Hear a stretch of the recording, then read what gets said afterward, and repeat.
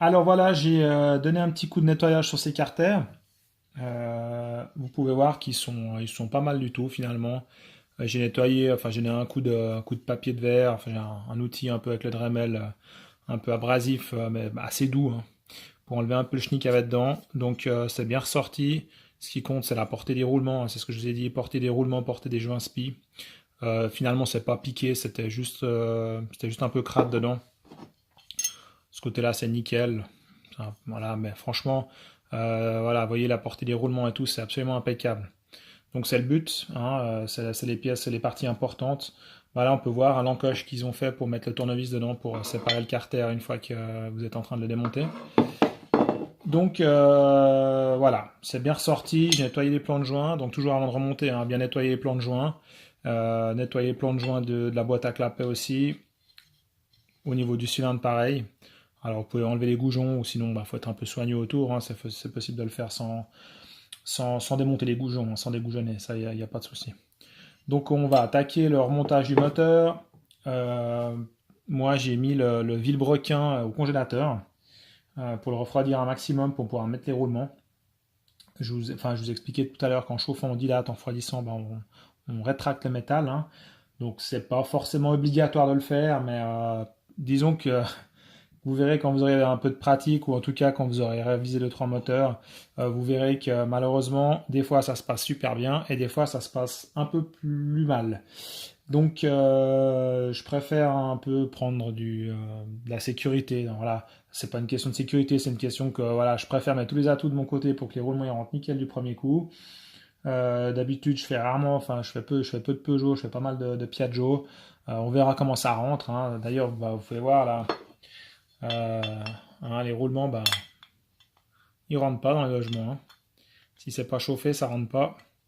Ah, ça pourrait, hein. Des fois ça arrive que ça rentre selon l'état des carters. Mais vous voyez là, ça rentre pas. Donc si on chauffe pas, ça rentre pas. Alors la spécificité des Peugeot, il y a un truc qui est un peu embêtant, c'est que on avait dit qu'il y a deux côtés, hein, un gros et un plus petit roulement.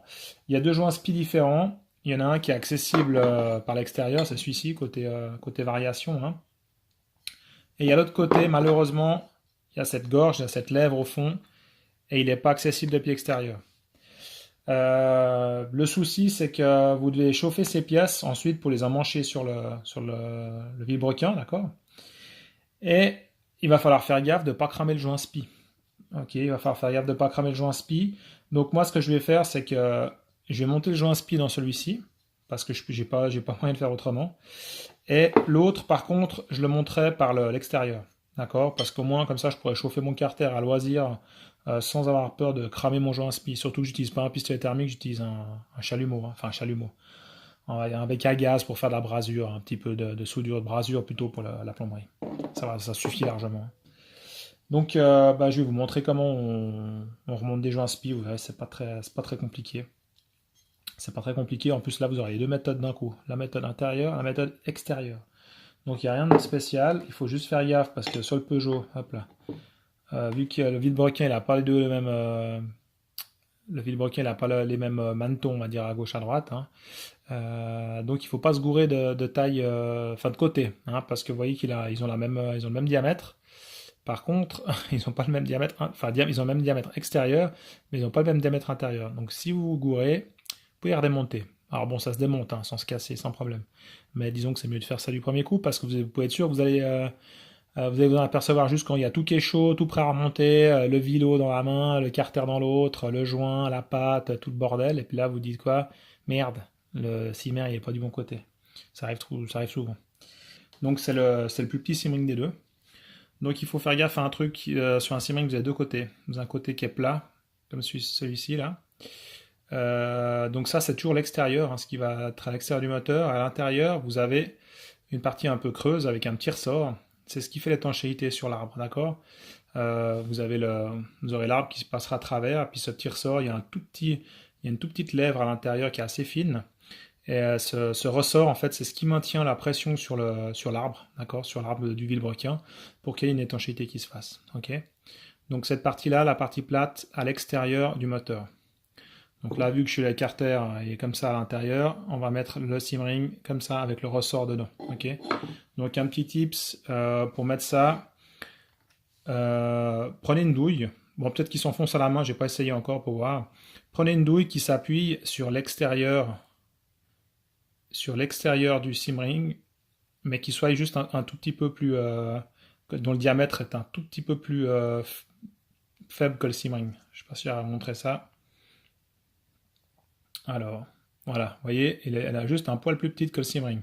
D'ailleurs, si je la mets dans le logement ici, elle va jusqu'au fond, elle rentre dans le logement sans problème. D'accord. La partie sensible du simring, parce qu'en fait un simring c'est une pièce qui est en tôle, hein, recouverte un petit peu de caoutchouc, sauf la partie centrale qui est vraiment du caoutchouc avec le ressort. Donc ce qu'il faut éviter d'abîmer c'est l'intérieur, là, la lèvre qui est à l'intérieur. Si vous abîmez cette lèvre là, il n'y a plus d'étanchéité, d'accord.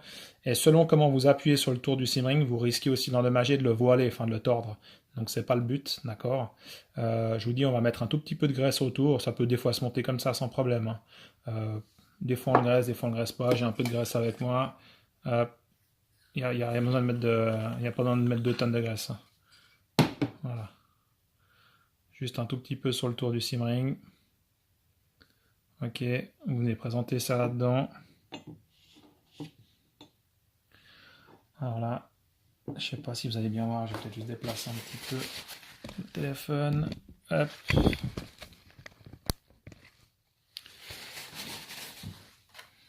Donc là, j'ai le simring qui est prêt.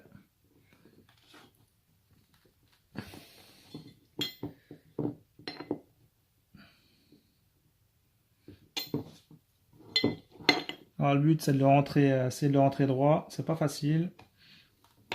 Maintenant j'ai mis de la graisse dessus en plus. Presque plus facile à la main qu'avec la douille.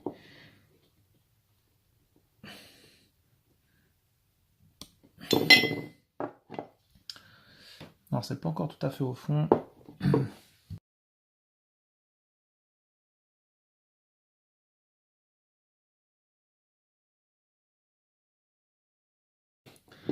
C'est pas tout à fait rentré. Ça donne quoi? Là on est pas mal. Ici aussi, juste essuyer un peu pour vous montrer. Alors, vous voyez si le simring il vient à bord là, bord à bord avec le carter, c'est en ordre. Là il dépasse pas non plus. Donc voilà, comment remonter un simring depuis l'intérieur, hein. Rien de miraculeux. Faites juste gaffe à la lèvre intérieure quand vous bossez, si ça part en biais avec la douille, évitez d'abîmer le simring, quoi. Sinon il n'y a rien de spécial à faire attention.